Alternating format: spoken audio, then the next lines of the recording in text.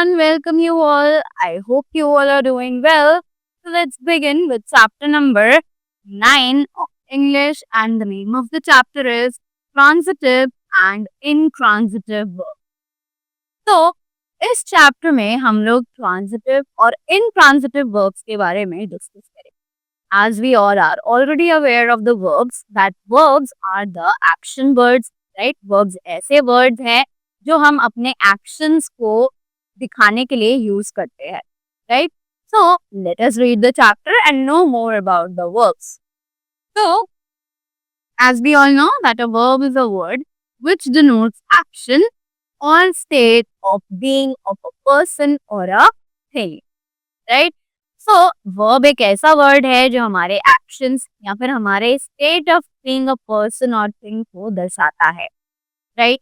जैसे कि एग्जांपल्स हमें दिए हुए हैं eat, sleep, run, walk and talk, right? उसी के बाद नेक्स्ट आता है depending on its use in a particular sentence an action verb can be either transitive और इनट्रांजिटिव. कि पर्टिकुलर सेंटेंस के यूज पे डिपेंड करता है कि हम वहां पर जो एक्शन वर्ड है उसको ट्रांजिटिव फॉर्म में यूज कर रहे हैं या फिर हम उसे इनट्रांजिटिव फॉर्म में यूज कर रहे हैं, राइट? तो a verb is called transitive verb if the action denoted by it does not stop with the doer. Verb जो कि हम ट्रांजिटिव वर्ब कहते हैं जिसे, वो एक ऐसा एक्शन हमें डिनोट कराता है जो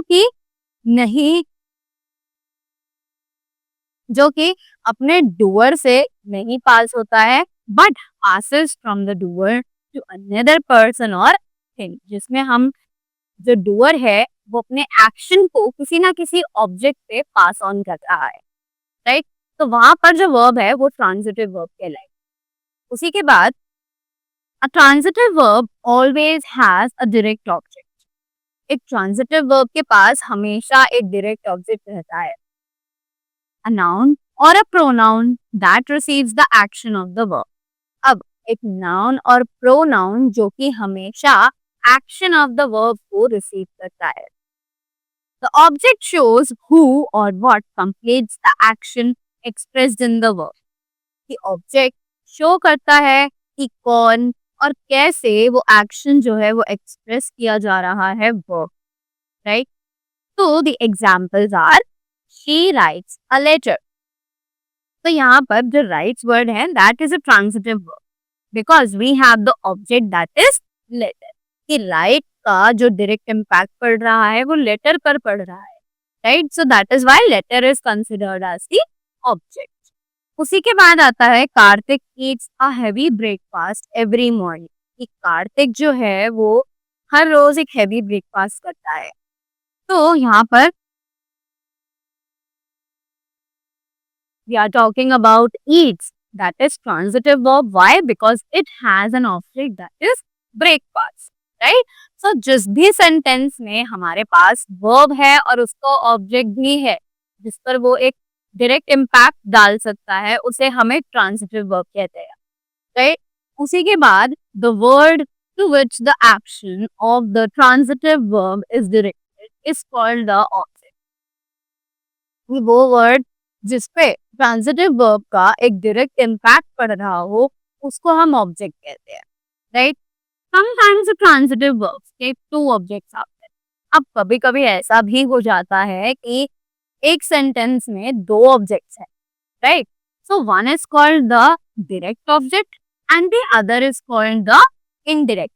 तो उनमें से एक ऑब्जेक्ट को हम डायरेक्ट ऑब्जेक्ट के नाम से जानते हैं और दूसरे ऑब्जेक्ट को हम इनडायरेक्ट ऑब्जेक्ट के नाम से जानते हैं, राइट? तो examples, I give him my book. तो I is the subject, right? And give is the verb.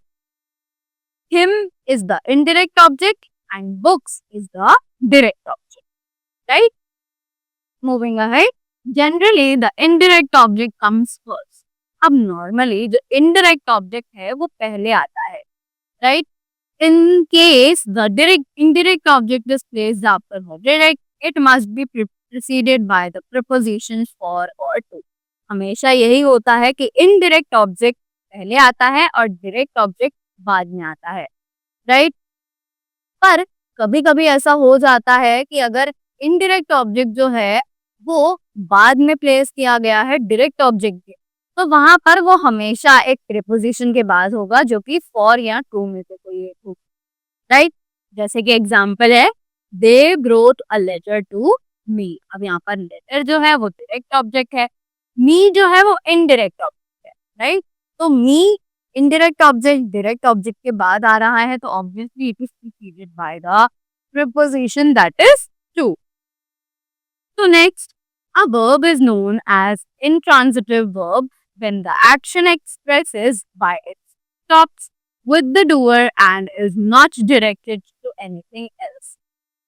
अब एक verb जो कि intransitive verb कहलाता है, वो तब जब कोई एक्शन उसे रोकता है, right, and not directed to anything else, कि उसका कोई इम्पैक्ट किसी चीज पर है ही नहीं, किसी भी ऑब्जेक्ट पर उसका कोई प्रभाव नहीं पड़ रहा है, right? At that point the verb to be note down is a intransitive verb. So an intransitive verb is also followed by an object. एक intransitive verb भी follow की जाती है एक ऑब्जेक्ट की मदद से. So examples, Nidhi cries. But why is Nidhi crying? Right? So we have no object at this sentence. So that is why this is considered as the intransitive. Next is the mother sleeps. Where is she sleeping? Right? That is also missing. So hence this is the intransitive verb. Right? So that was all about the chapter. I hope you all are clear with the transitive and intransitive verbs as well as its uses. So thank you so much and have a great day ahead.